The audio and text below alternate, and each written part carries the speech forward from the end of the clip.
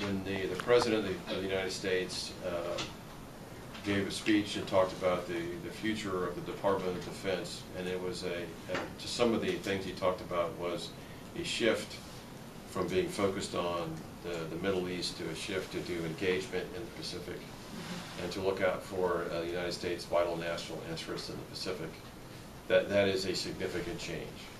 And so the forces of all the services are going through planning now to figure out how to do that.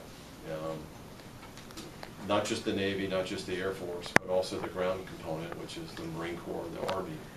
We are looking for those things that we need to do in the Pacific in the future against prevent war through forward presence, where we engage and make allies and build relationships, make sure that we understand in the Army what the Pacific is all about, and frankly anywhere else in the world that we may need to go. And so to establish those training opportunities for U.S. Army units to go forward. But it's also about other things. You know, this war that we're in now is called a counterinsurgency. And if you look at what the battlefield looks like in a counterinsurgency, we have very mature, very large bases that are fortified with a lot of material in them. And we've got very well established lines of communication that are all paved because we paved them. And we clear IEDs or improvised explosive devices along those routes. And we use those bases as power projection platforms. That's what the end of a war looks like. That is not what the beginning of a war looks like. The beginning of this war in 2001, which is when we went into Afghanistan, was no base, a very, very complex and dirty battlefield that was full of ordnance from the Afghan Civil War. And I'm talking about when we went into Afghanistan. The lodgement that we decided to pick was Bagram Airfield, which was the most heavily mined place on planet Earth because it was a battlefield between the Northern Alliance and the Taliban in their civil war. But it's also an airfield that the Soviets built, so we thought we'd use that as our base of operations. And so we had to clear it. So we know in the future that we're going to have to establish and be able to go forward and establish bases. You know, the way the Army gets there is primarily through the Air Force. So the Air Force has to be able to get us there. In this region.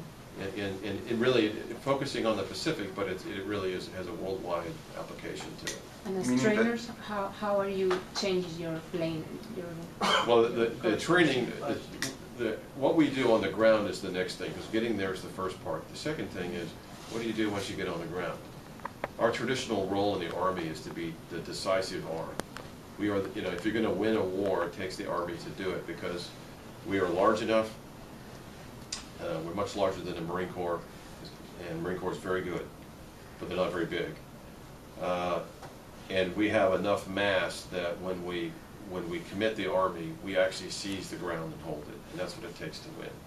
And so we are going to train on those tasks that we need to do to be able to maneuver and be on the offensive, to go into an area that we need to go into in case of war, and seize that terrain and hold it, and be decisive in the war quickly, and then transition to the next phase and depart.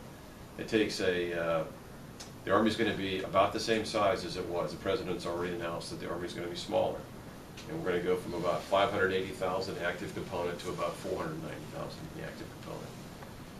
With 490,000 in the active component, that is primarily the first echelon. Early in a war, that's what you use, is the active component. And so we have to retrain our soldiers on the tasks associated with maneuvering. It's not about being in up-armored vehicles on lines of communications where you expect IEDs to attack you. It's about getting off the roads and maneuvering. Okay? It's not about movement on a road, it's about maneuvering over terrain. And that is a very difficult task to learn.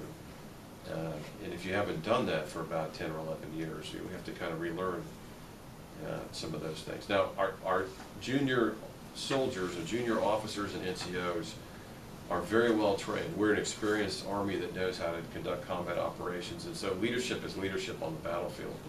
But some of those collective tasks, like moving an armored formation across the terrain and across a river and then continue the fight, that is very difficult to do.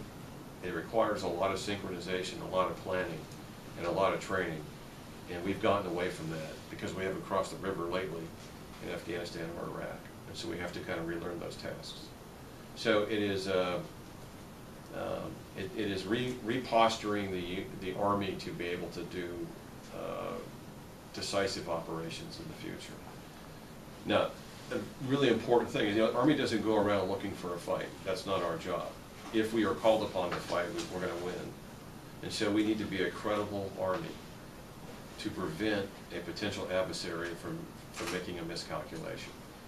And that's why you need to have a strong Army, a strong Air Force, a strong Navy, and a strong Marine Corps, so that people don't miscalculate about the will of the United States or the ability of the United States to win decisively, which means that they lose completely.